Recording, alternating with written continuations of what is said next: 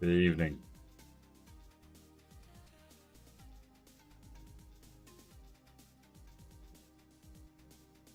You might have an inkling how far I had to go through all my hardware to try and find a graphics card to go in this 486, based on the number of graphics cards that are now behind my head.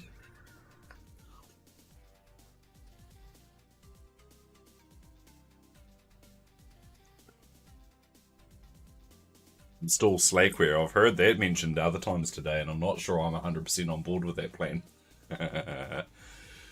So where we're at with the 486, we may as well go over a look, shall we?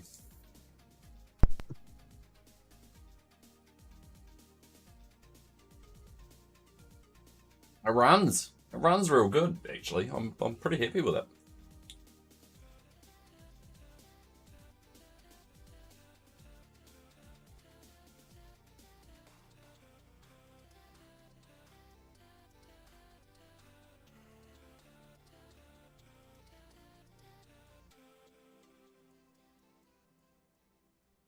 Stop. So we've got it at that stage. Everything's all clean. I've got a lot of extra copies of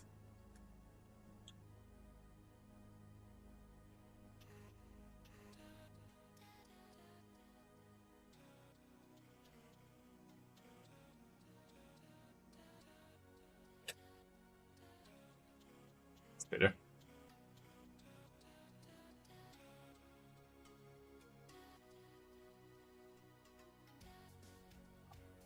Fuck you, Asus, anyway. Sorry. So it runs nice. Windows runs fine. It's got internet access. I'm pretty happy. All of that's working the way I want it to. We've got the drive split into 512, 512, 2 gig, because it's going to be FAT16 compliant for DOS. Just got this inkling, this itch. This machine arrived to me running Win95 RTM, and I kind of want it to stay that way. But at the same time, I want to be able to use 3.11. Which means that we kind of have to be able to make the thing dual boot.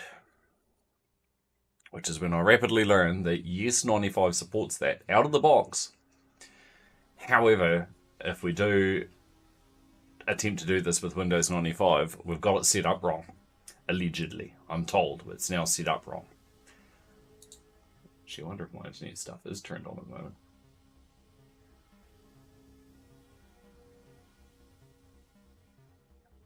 My internet sharing's not working. Okay.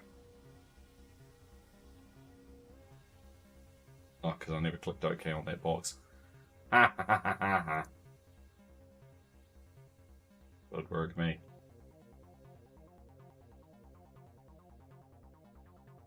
There we go, now it's working. Lovely. So right now we've got an internet connectable Windows 3.11. It's able to talk to the NAS. We're able to get all our files. Life's pretty good. One little niggle I've got that's giving this minor niggle is that as soon as we hit sort of 800, 600 or higher, all the color washes out of our video output. Now, I don't know what the deal is there, so we're going to solve it the only way I know how.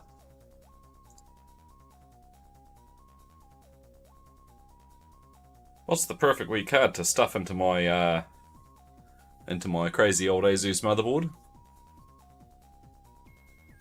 The crazy old Asus Trio 32. I think that's an absolutely ideal choice. At least until we can figure out what's up with the vision. So I guess we'll do that first of all. Well, at the moment I'm trying to grab the ISO for.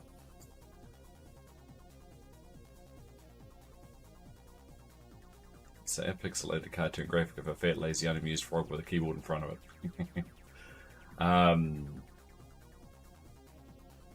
Yeah, so we're still getting the ISO, so in the meantime we can do some cleanup chores and see if we can get this to behave just a little bit better.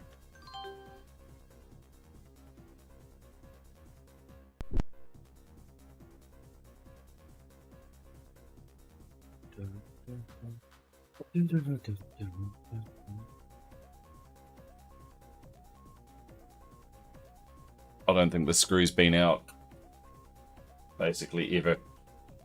That snuggly bug.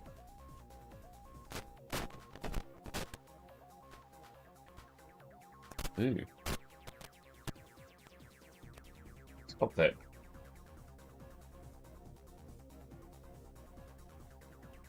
Oh! It might not be as easy as we think to fix up our old Vision.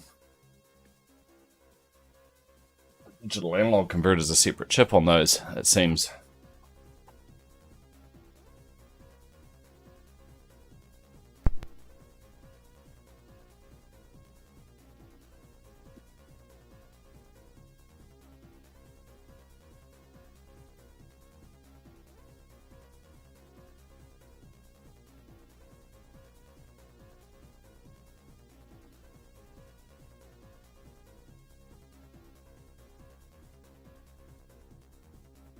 This card's so clean, though.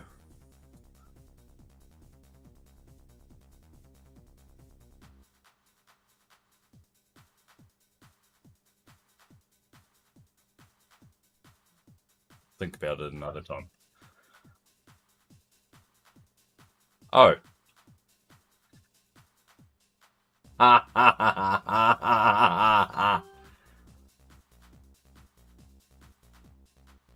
Okay, there might be something wrong with the trio as well.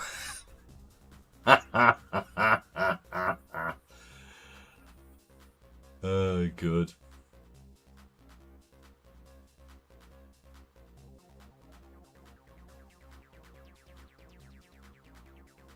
This might not actually be as grim as it looks, though.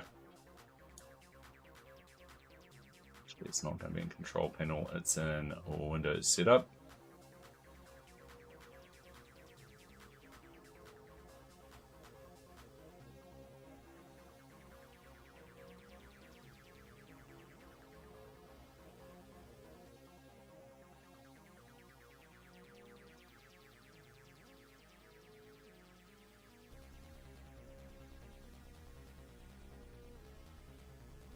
I'm just going to put it on VGA. We'll see if it comes good. We should have it on just VGA anyway until we've got the right drivers for whatever card we pick. Nope, she's still smoked, but it's better.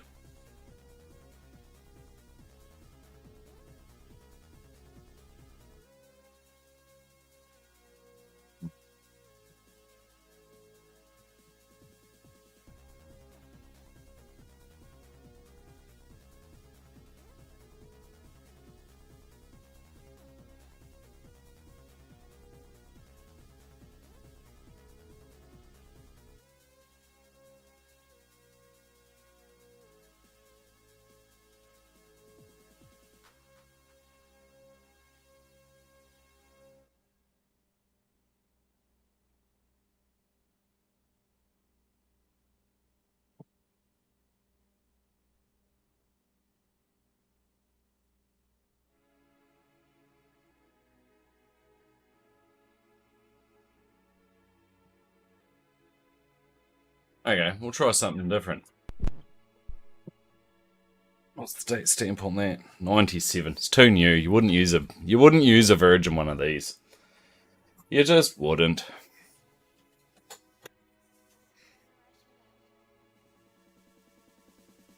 Hell, even the bloody Trio 64 is a bit too new for my tastes.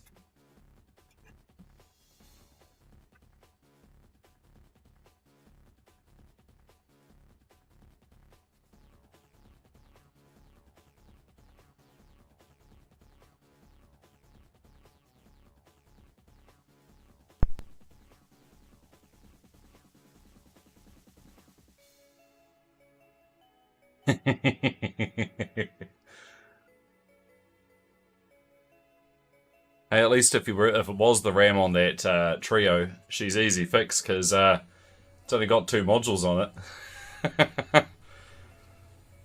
But it's that same problem as getting those other chips off. They're designed to go in sockets. I hate that they direct soldered those. It's ugliness.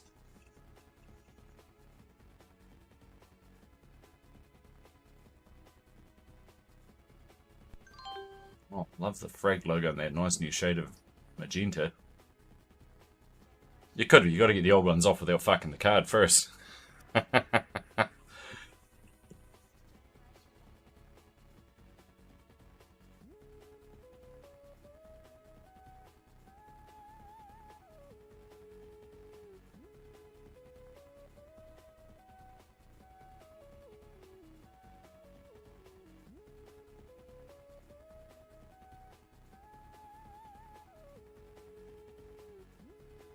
I'll be able to put that on bloody...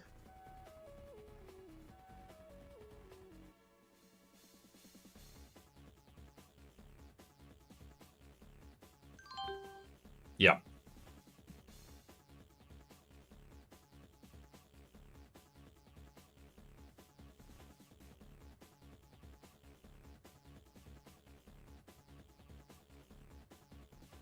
Doesn't like that.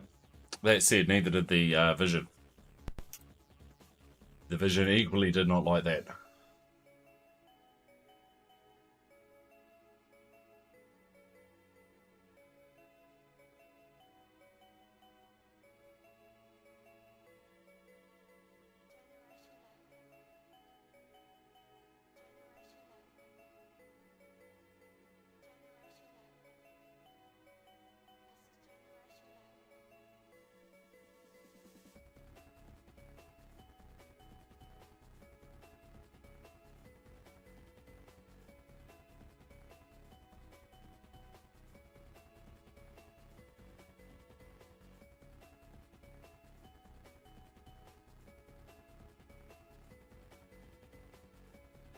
If it likes that better.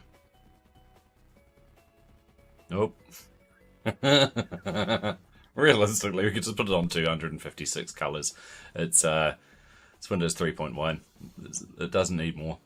The other thing is, this is a Verge, it's not a Vision, so it might just be that the Vision driver is no good. Let's see if we can find some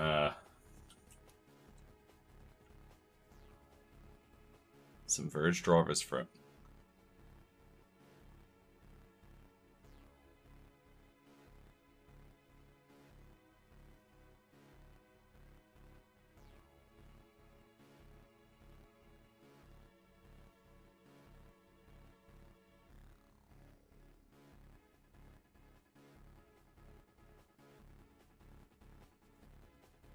Yes, but it's taking a dawn of bloody eternity to download it. Bastard.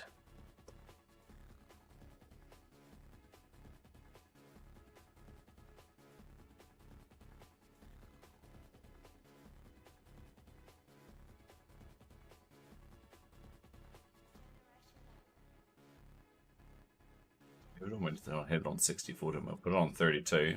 Try that. It's probably still going to go splat, but that's okay. It's anticipated. Yep.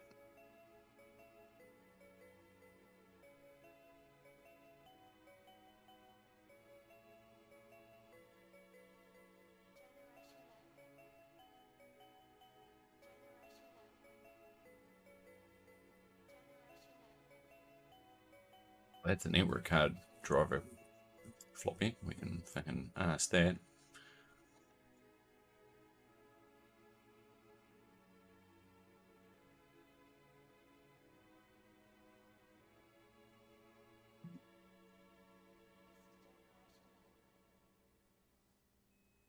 Love the noise this floppy drive lot makes, eh? I think it's an Epson drive. And where most drives will go bloody clunk right as you you know, as doing a seek as you go to boot the machine. This drive makes this hilarious twang sound. The drive works fine. But I do love it. It goes to poll the floppy drive. Wow.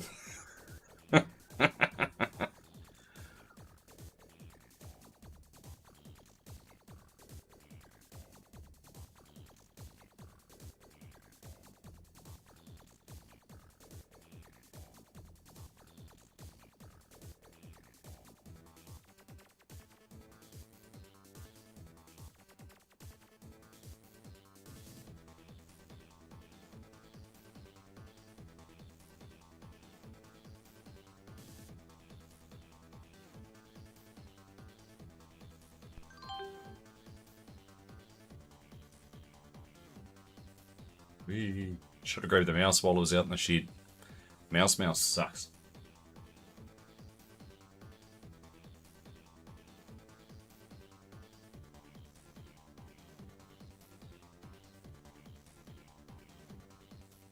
That is the plan.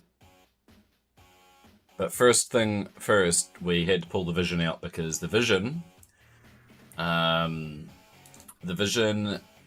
gets a bit sulky tart when you run a bit above like 640, 480. And yes, mouse always sucked.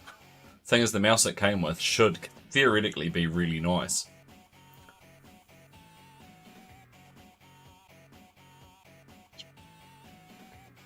Directory. Verge. Don't put it in there, you fucking cock and balls. Verge.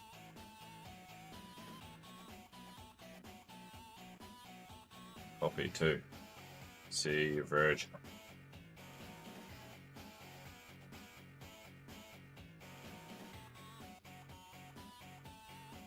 Meh.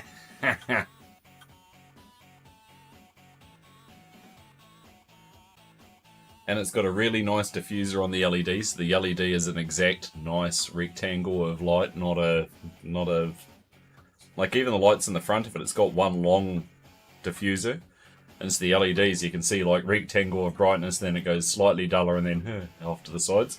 That's just a solid rectangle of light. It looks really nice. I think it's an Epson mech anyway. It's either an Epson or a Chinon, one of the two. Could be a Chinon.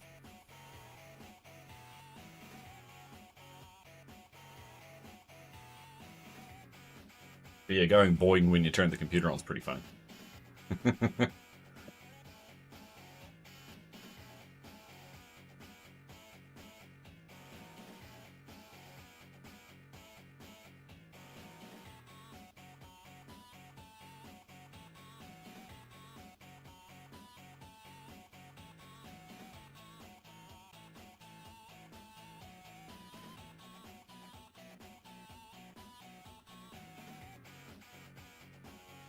Wank.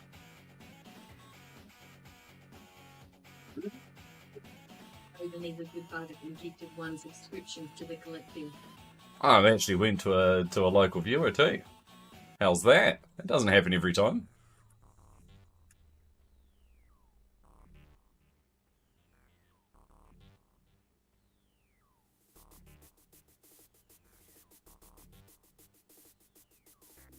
Bought the Install Shield version that was newer than Windows 3.1 itself.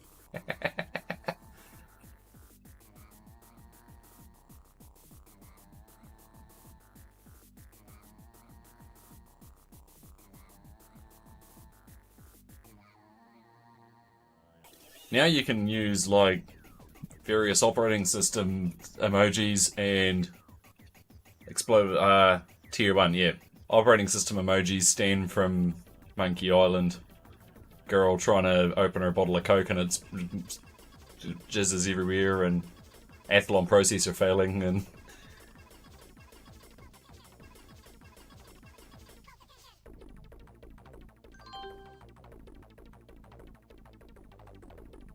it'll be NZ Gamer when he tries out the bird board.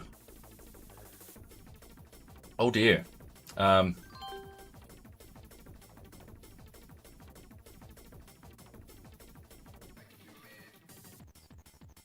That doesn't look quite right, really, does it? Yeah, but weirdly, this is it's okay. I've got more verges. Hang on. There's another one. Plenty of verges. Now, Mr. NZ Gamer, have you got a few dead motherboards lying around? From around the Athlon era?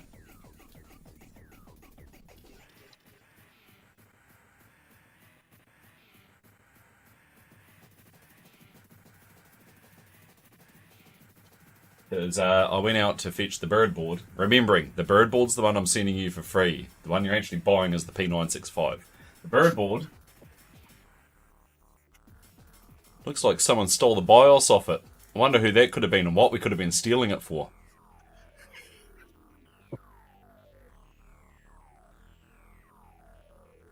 I think it might be on the K7M now.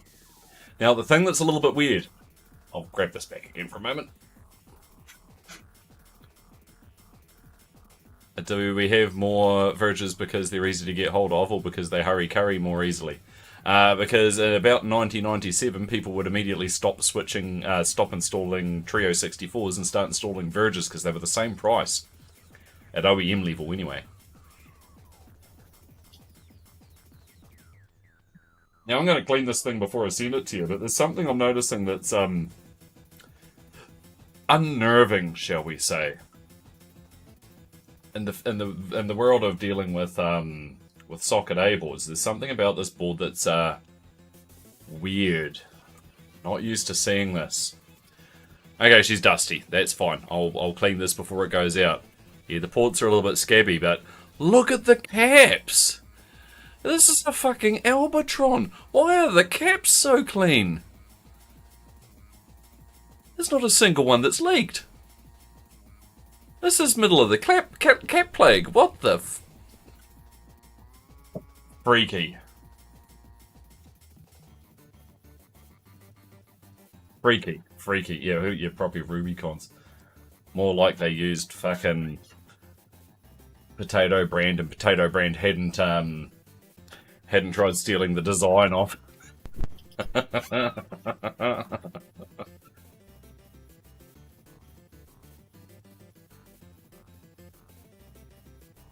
Okay, now this card that we're about to use, the Card X, she's a bit crusty looking. However, this is the verge that we were using in Lowman, and there was nothing wrong with it. The only reason we took it out is because it turned out I actually had a proper diamond stealth.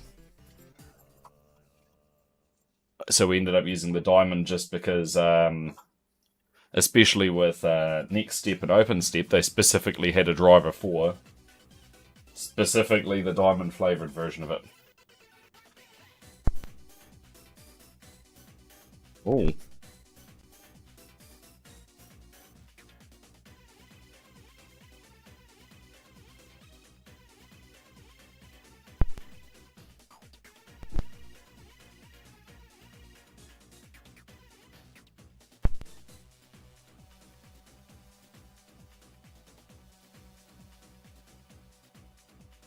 So we know this card. This card should be fine. Wasn't retired through any fault of its own.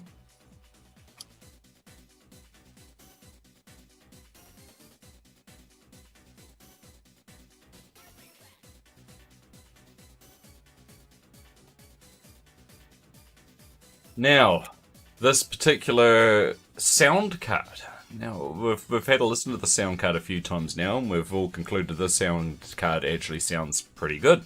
It's got good OPL3. I was having a little bit of a dig on the internet.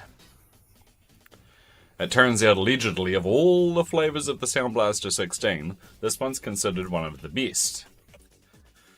And the reason it's considered one of the best is because it is one of the lowest noise flavour versions. I'll see, well, that's still fucked up in this card we know works. Suspicion. It's allegedly the one with the lowest noise floor. It's got a few other nice things going on. Yes, I think possibly bad driver. I'm going to go grab another one now. That one there.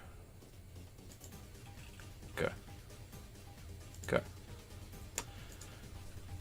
Thing is, while I was in the shed looking for bits for this just before, I actually have a second CT2230 lying around. So if anyone hears this machine and goes, ooh, I really like the way that Sound Blaster 16 sounds, I'd really quite like one that sounds the same. I can sell you one that sounds the same, if you're so inclined.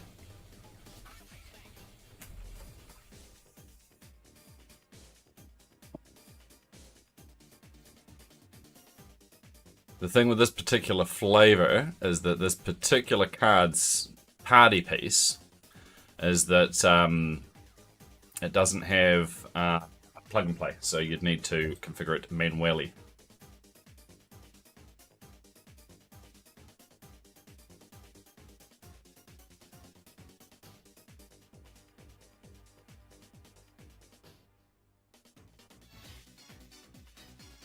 on keyboard.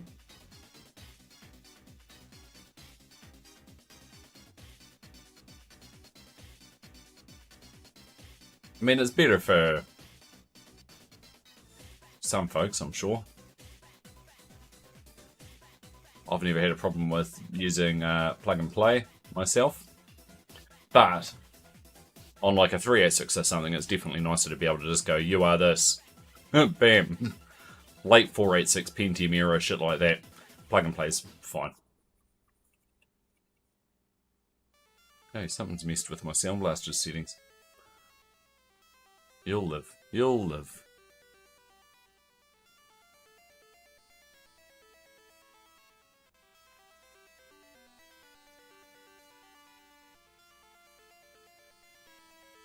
Nah, it's wipe time.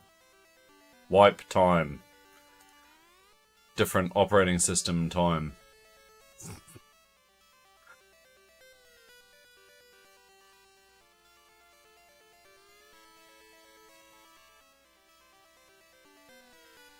Just going to try one more set of drivers.